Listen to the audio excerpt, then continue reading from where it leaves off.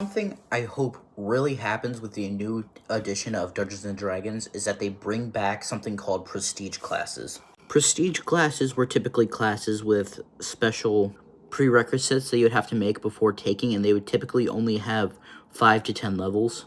These classes would be meant for more advanced players who want to fill into a more specific niche. So, for example, using this as a great example, let's say your ranger wanted to become a specific monster hunter, that you could go 3, 4, 5 levels into the monster hunter prestige class. And then let's say after a few levels, your ranger really wanted to, instead of hunting every monster, specifically focus on vampires or werewolves. Well, then you could go into the specialty hunter.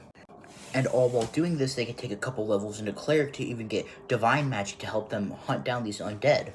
And basically, recap what I'm saying is it gives you a lot more customizability while creating your character and as they level up. Because there were over 50 prestige classes in Dungeons & Dragons 3rd edition and 4th edition. Actually, I don't think they were in 4th edition, but they were definitely in 3rd edition and 3.5. Now, Pathfinder 2nd edition does something very similar to prestige classes. Instead of prestige classes, they have something called archetypes. For example, this is Dual Weapon Warrior. These are feats that you can take while leveling up to give you different movesets and different power sets. Very similar to prestige classes, they just don't stop the progression in your main class whenever you take this class. And there are a lot of them in this book. There are multiple different pages. There are over 40 pages of these archetypes within this book.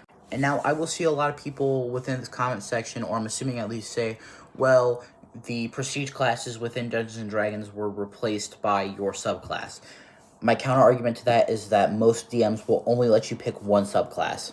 Yes, I know that there's an alternate rule within the expansion books that you can change your subclass every time you get a new subclass ability, but at the same time, that is an optional rule.